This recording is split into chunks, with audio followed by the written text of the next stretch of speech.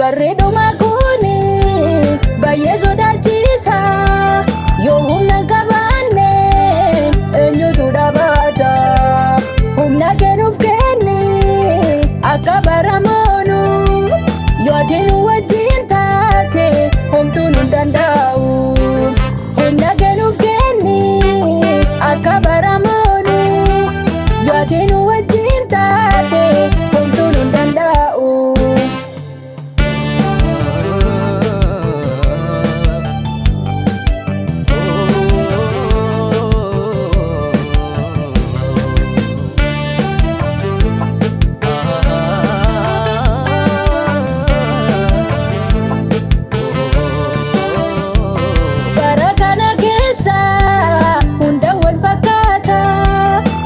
Isa wallaalee numi daddu goofta meemaloo kottuuti murtee kee murteessi girdiidhaaf callaasa goofta adda baasi. Meemaloo kottuuti murtee kee murteessi girdiidhaaf callaasa goofta adda baasi. Bareeduma kuni baay'ee sodaachisa. Yoo humna qabaanne eenyutu dhaabata? Humna kennuuf kenni akka baramoonu. Yoo ati nu wajjin taate homtuun hin danda'u. Humna kennuuf kenni akka baramoonu. Yoo ati nu wajjin taate homtuun hin danda'u.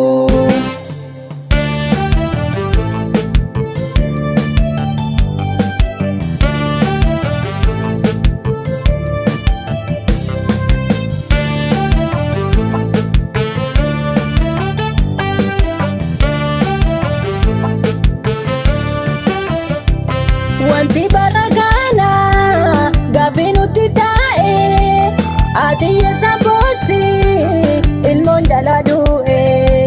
Dhugaan ishee dhokaate murtoo hin arganne cunqursaaf gadaadoon nurraa hin kaafamne. Gooftaa nu yaadadhu nu sitti iyyaanne maaloo nu yaadadhu nu sitti baqanne. Bareeduma kuni baay'ee sodaachisa. Yoo humna qabaanne eenyutu dhaabata? Humna kennuuf kenni akka baramoonu. Yoo ati nu wajjin taate homtuun hin danda'u. Humna kennuuf kenni akka baramoonu. Yoo ati nu wajjin taate homtuun hin danda'u.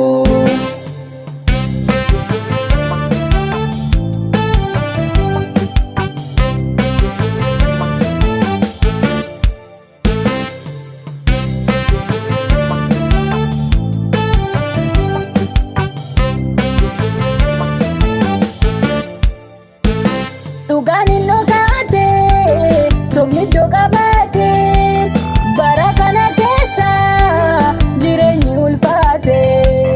Dhugaaf kan jiraatu ari'atama oola maaloo Yesuus koo gaaffii kootta daara.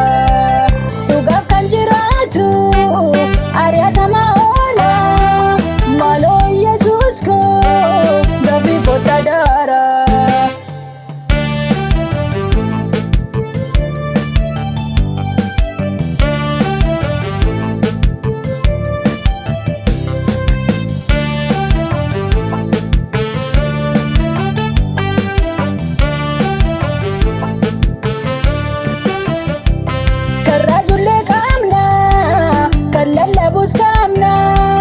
Kan farfatus guute mana kee baay'ate. Kan siif jiraatu garuu mee muraasa. Gooftaa koo kottuuti adda baasuun taasa. Kan siif jiraatu garuu mee muraasa. Gooftaa koo kottuuti adda baasuun taasa. Bareeduma kuni baay'ee sodaachisa. Yoo humna qabaanne eenyutu dhaabata? Humna kennuuf kenni akka baramoonu. Yoo ati nu wajjin